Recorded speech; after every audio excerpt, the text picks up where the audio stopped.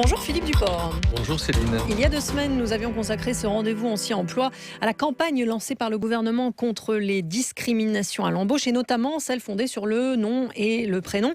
Eh bien, un Roubaisien vient de lancer sa propre campagne de testing. Il s'appelle Hassan Kobzaoui. Nous allons l'accueillir dans quelques secondes. Mais pour candidater, il s'est transformé en Sébastien Boulanger et il a enfin décroché des entretiens d'embauche. Oui, parce qu'il se heurtait à un mur et il a eu l'idée d'envoyer le même CV mais avec une adresse et un nom différents, francisé donc le nom. Et ça a marché puisqu'il a reçu presque aussitôt 4 propositions d'entretien. Hassan Kobzaoui a utilisé en fait la même méthode que celle employée par le gouvernement pour mesurer l'étendue de la discrimination à l'embauche fondée sur le patronyme. Et la preuve à son échelle a été clairement faite. Bonjour Hassan Kobzaoui. Bonjour à vous. Vous avez donc modifié vos prénoms et noms pour postuler. L'adresse aussi. Pourquoi l'adresse ? Alors, tout simplement parce que j'habite une commune, une très grande commune du Nord-Pas-de-Calais, qui est quand même la 2e plus grande ville de la région, qui est la ville de Roubaix, qui est une ville qui est connue pour le Paris-Roubaix notamment, qui est connue à travers ses grandes entreprises dans la VPC et les super champions qu'elle a pu sortir comme l'homme le plus riche d'Europe et les grandes familles d'industriels, mais aussi avec tout ce côté un peu, dirais-je, un peu plus difficile comme étant une des villes les plus pauvres de France et son lot de difficultés. Qu'est-ce que vous avez changé d'autre dans votre CV ? Donc, à commencer par le nom, c'est bien Sébastien Boulanger, c'est ça ? Voilà, alors c'est très simple. Disons que si je faisais une traduction littérale de mon nom originel, ça donnerait Monsieur Boulanger. Hein. Donc j'ai fait au plus simple possible et j'ai choisi un prénom également très très simple dans la mesure où c'était le prénom le plus donné dans mon année de naissance, donc Sébastien.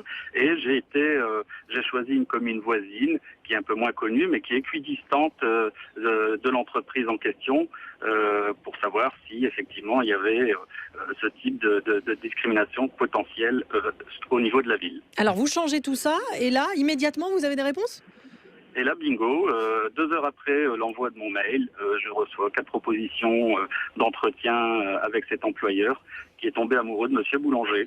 Et ce qu'il faut dire quand même, Hassan Kobzaoui, c'est que, en plus, dans ce nouveau CV sous le nom francisé, donc, vous avez introduit des fautes d'orthographe et vous avez enlevé des expériences professionnelles. Racontez-nous ça.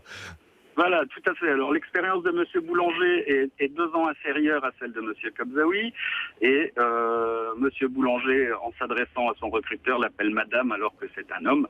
Donc généralement, à la première lecture de la lettre de motivation, le recruteur se dit ce monsieur est farfelu et pourtant ça n'a pas empêché de me faire contacter à la fois par téléphone et en même temps par mail en ayant 4 propositions d'entretien. Bon, qu'est-ce que vous en comprenez de cette histoire ? Qu'est-ce que vous en déduisez ? Écoutez, aujourd'hui, c'est Hassan Kobzaoui qui a été victime de cette situation, mais je dirais c'est des milliers de Français, des millions de Français qui subissent ce genre d'agissements qui sont condamnables, qui sont répréhensibles et méprisants pour des citoyens.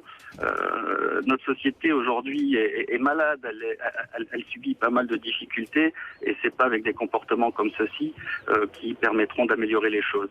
Mais les employeurs doivent être surpris quand ils vous voient arriver. Ils s'attendent à voir arriver Sébastien Boulanger et c'est pas lui.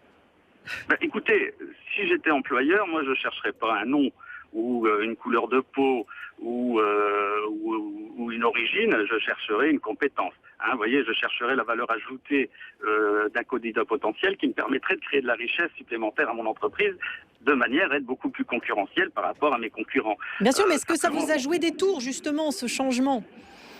Écoutez, je vais pas dire le contraire parce qu'aujourd'hui j'ai la chance d'avoir trouvé un emploi et Dieu merci en France il y a encore des entrepreneurs très pragmatiques qui eux font le choix de la compétence au-delà de l'origine de la ville ou de l'origine je dirais ethnique des personnes ce qui me permet d'avoir un emploi. Donc j'arrive à passer au-delà de tout ça. Simplement je me mets un peu dans la peau de toutes ces personnes qui peuvent être découragées après de multiples recherches et de multiples échecs consécutifs et de subir, je dirais, cet échec et cet abattement au niveau du moral.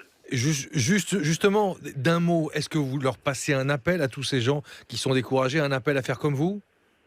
Bien, écoutez, je lance avant tout un appel à toutes nos forces vives sur le territoire national en disant aujourd'hui aux entrepreneurs, on se plaint toujours de la concurrence de nos voisins, nos pays européens voisins.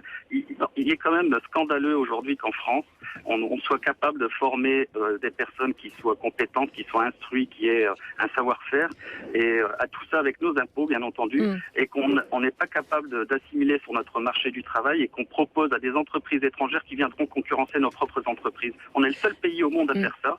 Ça fait la joie des entreprises canadiennes et européennes. Et aujourd'hui, en France, moi, cet appel, je le lance surtout aux entrepreneurs en leur disant stop, arrêtez de penser comme ça et soyez beaucoup plus pragmatiques et orientés entreprise. Et l'appel est lancé en direct sur France Info. Merci beaucoup pour votre témoignage et bravo pour cette initiative. Hassan Kobzaoui. À demain, Philippe Duport.